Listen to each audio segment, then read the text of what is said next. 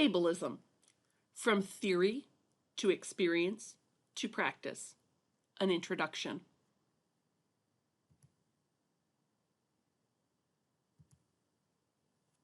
What is ableism? Ableism is a form of discrimination or systematic oppression that happens because of both accidental and deliberate motives. As illustrated here, ableism stems from beliefs, attitudes, practices, and behaviors that favor a culturally defined norm for human development and devalue anyone or thing that does not fit within this norm. In all cases, ableism views a normal or above normal as better than anything outside that norm. Ableism has been the foundational building block for other forms of discrimination, including racism, classism, and sexism, to name a few. Most of us will immediately self-evaluate to ensure that we do not fit in the category of ableist people. But the truth is, most of us contribute to ableism as we're unaware of what we don't know we don't know. Stepping into a class like this shows that you are asking for support in reducing your ableist practice, and that in itself is a powerful move towards becoming an ally to those labeled by society as, quote, disabled. I ask that you approach this content with a willingness to work hard, ask difficult questions, and attempt difficult changes in your own teaching practice. We are all going to make mistakes throughout this time together. We are all going to find areas that we have to grow. We might find some topics uncomfortable.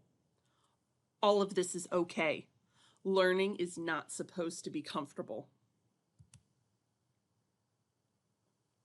Where do I start? Many programs addressing diversity will use an activity of beads of privilege, like those pictured on this slide, to illustrate factors that did not generally act as barriers to success. Many times you're asked to compare your set to others around you. For each inherent privilege you have, for example, gender, class, age, race, or ability, you place a pony bead on a string. Longer streaks of beads indicate that a person has not had to overcome as many societal barriers in addition to their hard work for success. Personally, I am not going to use this activity because I often feel that it does not help me to differentiate what I know and what I need to learn. I also do not want us to start with a tendency to compare our number to those around us to find a norm, because the process of comparison is often one of the factors used to discriminate. What I will be doing is challenging you to think of the university setting and the ways that we unintentionally exhibit ableism and intentionally exhibit ableism within the context of our classes, some of which are in your individual control and some of which are systemic. I will also be challenging you to think of two aspects of disability for including in your content areas.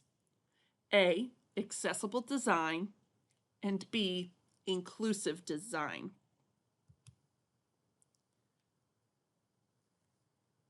Where are our windows and mirrors in the classroom? Think of the illustration depicted here.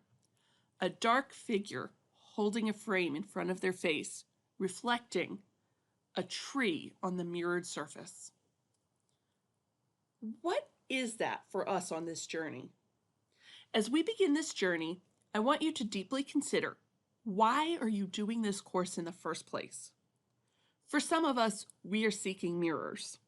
We are seeking ways to see ourselves reflected in campus discourse. We are seeking to show our mirror and our identity as valuable to others. Personally, that is part of my motivation to journey on this course with you. However, that is not my only motivation. I am also craving windows. I am craving the opportunity to more deeply look into the lives of others and explore experience in order to make my own instruction more relevant and meaningful.